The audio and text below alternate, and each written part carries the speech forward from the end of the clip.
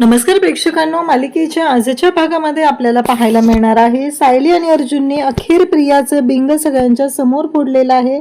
सगळ्यांना सांगितलेलं आहे की सायली आणि अर्जुनने आजपर्यंत काय काय केलेलं आहे, प्रियाचे कारस्थान कशा पद्धतीने समोर आणलेलं आहे हे सगळ्यांच्या समोर आणलेलं आहे आणि त्यासाठी त्यांना कोणत्या कोणत्या गोष्टी कराव्या लागलेल्या आहेत या सगळ्याचं सत्य आता प्रियाच्या समोर आलेलं आहे।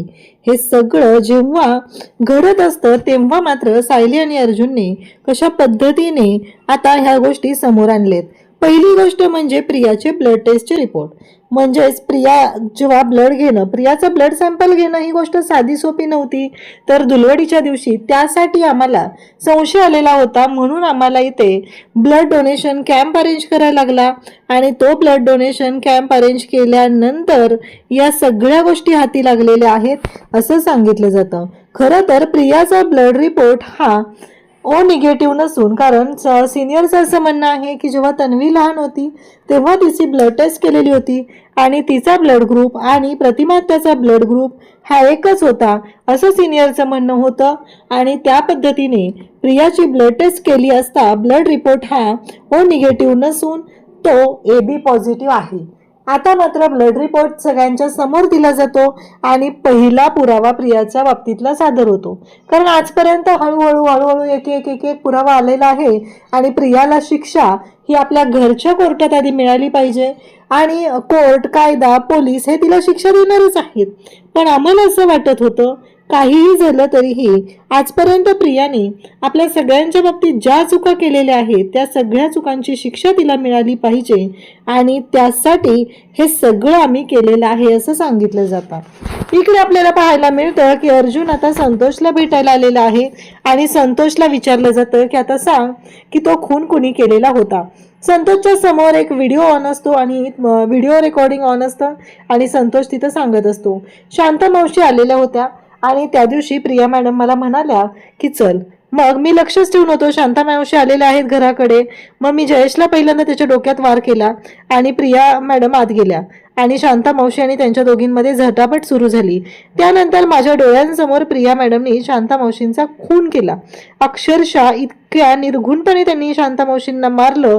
ही गोष्ट संतोष स्वतःच्या तोंडाने सांगत असतो, अक्षरशः तो रडत असतो, कारण तो कोणाचा खून नाही करू शकत, तो छोट्या मोठ्या चोऱ्यामाऱ्या करू शकतो, पण खून करणं ही गोष्ट साधी सोपी नाहीये हे त्यालाही माहिती असतं। त्याचबरोबर संतोष रडत असतो, तो म्हणतो की मी पुन्हा कधीच अशा गोष्टी करणार नाहीये, आजपर्यंत जे काही केलेलं आहे, आजपर्यंत चोऱ्यामाऱ्या केल्या ते सुद्धा मी बंद करणार आहे। अगदी प्रियाने कशा पद्धतीने पुरावे नष्ट केले, तिथलं सगळं कसं पुसलेलं होतं, ग्लोव्ज घातलेले होते, फिंगरप्रिंट लपवलेले होते, या सगळ्या गोष्टी संतोषने आता समोर आणलेल्या असतात आणि संतोष हे सगळ्यांच्या समोर सांगत असतो आणि तिथं व्हिडिओ ऑन होत असतो आणि ऑन असतो त्याच्यामध्ये सगळं म्हणजे कॅमेऱ्यात सगळं कैद होत असतं। त्याचबरोबर संतोष म्हणतो की मला माफ करा, आजपर्यंत ज्या गोष्टी झालेल्या आहेत, ज्या चुका माझ्याकडून झालेल्या आहेत त्या चुकांसाठी मी तुमची माफी मागतोय असं तो सांगू लागतो। तेव्हा मात्र इकडे पाहायला मिळतं की एवढ्या निर्घुण पद्धतीने प्रियानं जी काही कारस्थानं केलेली आहेत ती इतकी मोठी आहेत की ज्याचा विचारही कोणी करू शकत नाही। तेव्हा चैतन्य म्हणतो की या सगळ्या गोष्टी आम्हाला सांगण्यापेक्षा तू तुझ्या जवळच्या व्यक्तीला सांग। मग त्याची बायको तिला आणलं जातं आणि मग सुनीता तिथे येते आणि सुनीता तिथे आलेली पाहून तो म्हणतो, तू कशी आहेस, त्या मॅडमनी तुला त्रास तर नाही ना दिला ग, तुझे काय हाल तर केले नाहीयेत ना। तेव्हा ती म्हणते की मी बरोबर आहे आणि तिने सांगायला सुरुवात करते की मला खात्री होती की तुम्ही खून कधीच करू शकणार नाही आणि या सगळ्या गोष्टी जेव्हा घडत होत्या तेव्हा मात्र मी तुमच्याकडून हे सत्य काढून घेण्यासाठी, तुम्हाला या सगळ्यातून बाहेर काढण्यासाठी हे सगळं केलेलं होतं असं तिने स्वतःच्या तोंडाने सांगितलेलं असतं। तेव्हा मात्र संतोष तिच्याकडे पाहत असतो आणि म्हणत असतो की खरंच माझ्यावरती तुझा एवढा विश्वास होता। तेव्हा ती सांगते की हो, माझा तुमच्यावरती पूर्ण विश्वास आहे, तुम्ही असं कधीच करू शकणार नाही याची मला खात्री आहे असं तिने सांगत असते।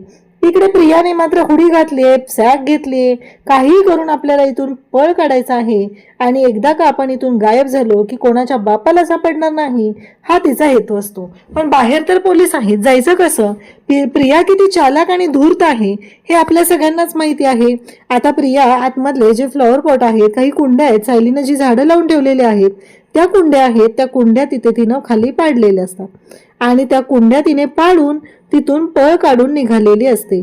आणि त्याच वेळी पोलीस मात्र आत येतात आणि पोलीस पाहतात की हे सगळं जे काही आहे ते वेगळंच झालेलं आहे, कारण इथे हे कोणी पाडलं हा प्रश्न पोलिसांना सुद्धा पडलेला असतो. इकडे मात्र नेमकी मंजिरी बाहेर आलेली असते आणि मंजिरीला बस स्टॉप वरती प्रिया दिसते. मंजिरी जेव्हा प्रियाला पाहते तेव्हा मंजिरीला धक्का बसतो. ती म्हणते, ही तर प्रिया आहे ना, मग ही इथं काय करते आत्ता? मला सायलीला फोन करून कळवलं पाहिजे, कारण प्रियाने एवढं मोठं कांड केलेलं आहे. म्हणजे सायलीने तिच्या सगळ्या मैत्रिणींना सांगून ठेवलेलं असतं. प्रिया मात्र इकडे कॅब बुक करत असते, पण तिची कॅब काही केल्या बुक होत नसते, म्हणून प्रिया थांबलेली असते. तिला तिथून पळ काढायचा असतो, पण प्रिया मात्र आता मोठ्याच कचाट्यात सापडली जाते. प्रियाला कळायचं बंद झालेलं असतं की हे सगळं काय आहे, आपण कशामध्ये अडकलं जातोय, हा प्रश्न तिच्या पुढे असतो. आणि आता मात्र प्रिया म्हणत असते की नाही, मला लवकरात लवकर इथून निघालं पाहिजे. मंजिरीने सायलीला फोन केलेला असतो. सायली म्हणते की हे बघ, तू एवढ्या घाईत नको निर्णय घेऊ, मी तुझ्या बरोबर आणखी कोणाला तरी पाठवते. तेव्हा अर्जुन म्हणतो की मी इन्स्पेक्टर सावंतांना फोन करतो. तेव्हा सायली म्हणते की नाही, अशी एक व्यक्ती आहे जी मला तिथे मदत करू शकते. आणि त्याचबरोबर हे सगळं जेव्हा घडत असतं तेव्हा मात्र आता सायली रमाला फोन करते आणि रमाला सांगू लागते की अगं रमा, मला तुझी मदत हवी होती. तिथे मंजिरी आहे आणि मंजिरीला तुझ्या मदतीची गरज आहे. तिथला पनवेलमधला ॲड्रेस दिला जातो. तेव्हा मात्र रमा म्हणते की काळजी करू नको, मी जवळच आहे आणि मी तिथे पोहोचते, मंदिराच्या अगदी जवळच आहे, त्यामुळं काहीच प्रॉब्लेम येत नाही. आणि त्याचबरोबर मी तिथं जाऊन मंजिरीची मदत करते आणि आम्ही प्रियाला असं पकडून आणतो की विचारच करू नको. आता रमाने शब्द दिलेला असतो. सायलीच्या सगळ्या मैत्रिणी आता धावून येत असतात. मग रमा मंजिरीला कॉल करते. इकडे मंजिरी मात्र प्रियाच्या मागे धावत असते. प्रियाला म्हणत असते, अगं तू तिकडे जाऊ नकोस, तिकडे सायली अर्जुन आहेत. हा, प्रिया दुसऱ्या बाजूला वळते. तेव्हा मंजिरी म्हणते की अगं तिकडे जाऊ नकोस, तिकडे पोलीस आहेत आणि इकडे मी आहे. तेव्हा प्रिया म्हणते की तू कोण लागून गेलीस ग, तू मला पकडणार शक्यच नाही, असं म्हणत प्रिया धावत सुटलेली असते. खरं तर प्रियाला कॅब पण मिळालेली नाहीये आणि गोंधळ झालाय तो वेगळाच. त्यामुळे प्रियाची मात्र खरं तर चिडचिड होत असते. प्रियाला कळत नसतं की हे सगळं काय आहे. आणि त्याचबरोबर प्रियाला मात्र खूपच त्रास होत असतो, वैतागलेली असते ती. कसंही करून आपल्याला इथून सटकलं पाहिजे असं तिचं म्हणणं चाललेलं असतं. आणि नेमकं मंदिराच्या तिथे पुन्हा ती पळायला लागते. ती खुश झालेली असते, पण पाहते तर काय, समोर रमा येऊन हजर असते. आता मात्र प्रियाची पुरती वाट लागणार असते. रमाने पकडलेला आहे. रमा तिला पकडते आणि म्हणते की प्रिया, तू आमच्या कोणापासूनच पळून जाऊ शकत नाहीस, तू आमच्या ट्रॅपमध्ये अडकलेली आहे. तुला असं वाटतं की तू पळून जाऊ शकते, पण ते आता शक्य नाही. प्रियाला अगदी मरून मेल्यासारखं होतं. तिला वाटत असतं की आपण अन्नपूर्णा बंगल्यातून निसटून कायमचं निघून जाईन. पण आता पहिल्यांदा मंजिरीने तर आता रमाने तिला पकडलेलं आहे. रमा तिला पकडते आणि जवळच एका पाल्यावर तिला ढकलून देते. जेव्हा ती प्रिया त्या पाल्यावर पडते तेव्हा तिचं सगळं अंग अगदी माखून जातं आणि ती एकदम घाणेरडी होते. तिला रमा सांगते की हीच तुझी लायकी आहे. तू आजपर्यंत तुझ्या घरच्यांना आणि सर्वांनाच त्रास दिलेला आहे. त्यामुळं तुला असलीच जिंदगी आता जगावी लागणार आहे. तुझं सगळं सत्य आता जगासमोर येणार आहे. आता तू कुठेच पळून जाऊ शकत नाही आहेस, ही गोष्ट लक्षात ठेव, असं रमा तिला समजावून सांगत आहे.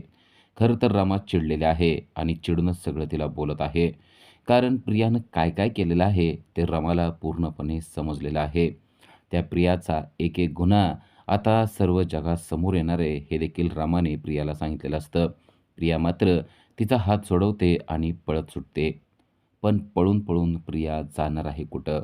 जेव्हा प्रिया पळत पळत एका ठिकाणी जाते तेव्हा तिला समजतं की आपण फिरून फिरून पुन्हा एकदा अन्नपूर्णा बंगल्याच्या समोरच येऊन थांबलेलो आहे. आपण पळून जाण्याचा खूप प्रयत्न केला, पण आपलं नशीब आपल्याला पुन्हा एकदा त्याच ठिकाणी आणून सोडतंय, ज्या ठिकाणी आपण खूप काही गुन्हे केलेले आहेत. ही गोष्ट आता तिला समजलेली असते. आणि तिच्या पाठोपाठच रमा आणि मंजिरी असतात, तर समोर कॉन्स्टेबल असतात. प्रियाला समजतं की आपण आता या चक्रव्यूहातून बाहेर पडू शकत नाही. तेव्हा लगेच मंजिरी तिच्या अंगावरची घाण पाण्यानं स्वच्छ करून टाकते आणि म्हणते की आत्ताशी आम्ही तुला पाण्यानं धुतलेलं आहे, पण तुझं मन मात्र जे घाणेरडं आणि काळं आहे ना, ते कधीसुद्धा धुतलं जाणार नाही, ही गोष्ट लक्षात ठेव. त्यासाठी तुला प्रायश्चित्तच घ्यावं लागणार आहे.